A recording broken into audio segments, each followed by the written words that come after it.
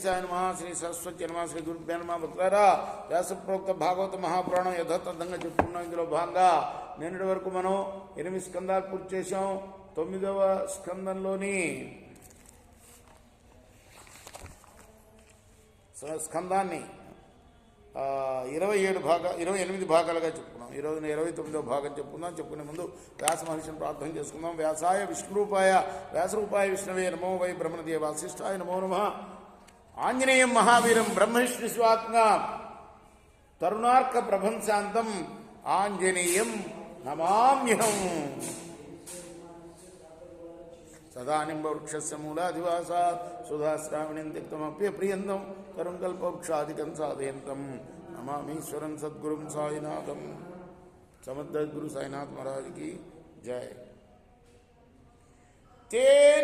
तेनीकपार घुपतेरभिपच्च सर्वे द्वन्द्वं वरूधमिभ भक्तिरधाश्चयोधै जग्रुर्द्रुमैर्गिरिगतेषु विरङ्गदाद्या సీతాభిమర్శ హతమంగళ రావణీశ.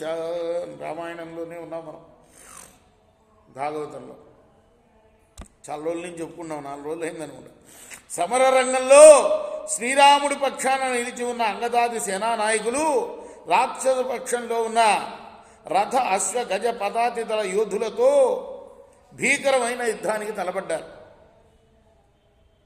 సీతాదేవిని స్పృశించడంలో అంటే వీళ్ళకి లేవు చతురంగ బలాలు. వీళ్ళకు ఉన్నది ఓన్లీ గోళ్లే, వానరులకు కదా, గోళ్లే ఆయుధాలు. వీళ్ళకి చతురంగ బలాలు లేవు.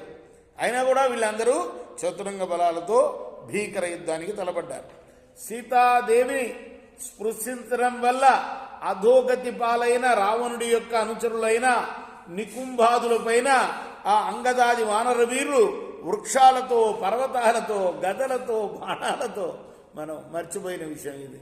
వాళ్ళకు గోళ్లే కాదు ఆయుధాలు. ఇవన్నీ కూడా పెద్ద పెద్ద చెట్లు, పర్వతాలు అవన్నీ ఎత్తేయగలరు కదా, అవన్నీ కూడా ఉన్నాయి వీళ్ళకి.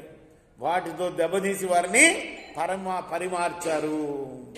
రక్షపతి స్వబలనశ్చిమవేక్ష రుష్ట ఆర్త్యయానక మదాభిససార రామం స్వస్యందనే జుమతి మాతలినోపనీతే విభ్రాజమాన మహన నిశితై క్షురప్రయే.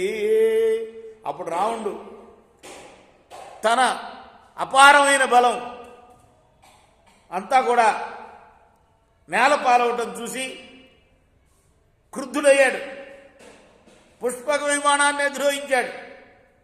రాముణ్ణి ఎదుర్కొన్నాడు.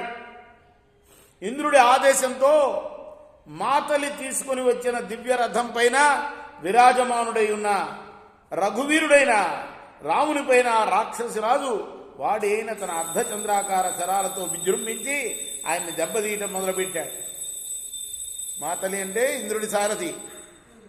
ఇంద్రుడు చెప్పాడు, అయ్యో వీడేమో పుష్పక విమానం నుంచి యుద్ధం చేస్తున్నాడు, ఆయన కింద ఉన్నాడు, కాబట్టి మరి ఆయనకి రథం పంపాలని తన రథాన్ని తన సారథిని పంపాడు అన్నమాట.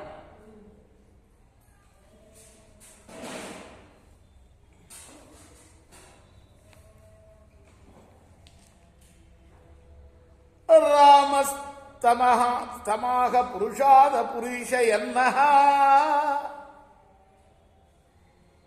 కాంతా సమక్షమసతాపహృదాశ్వత్తే చక్రత్రపస్య ఫలమజ్జ జుగుప్సితస్య యచ్ఛామి కాల ఇవ కర్తురలంఘ్యవీర్య.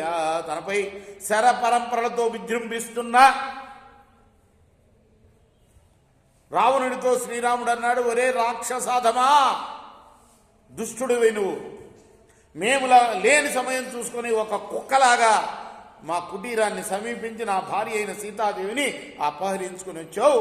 నేను తిరుగులేని పరాక్రమశాలిని, నీ పాలిట మృత్యుదేవతని. నువ్వు చేసిన పనికి తగిన ఫలాన్ని ఇప్పుడే రుచి చూపిస్తా నీకు. ఏవం క్షిపంధర్ష సంధిత ముత్స సజ్జ బాణం సవజ్రమివ తత్హృదయం విభేద సోస్వగృహం దశముఖైర్న్యపతద్విమానాత్ హాహేతి హాహేతి జల్పతి జనే సుకృతి వరిక్త.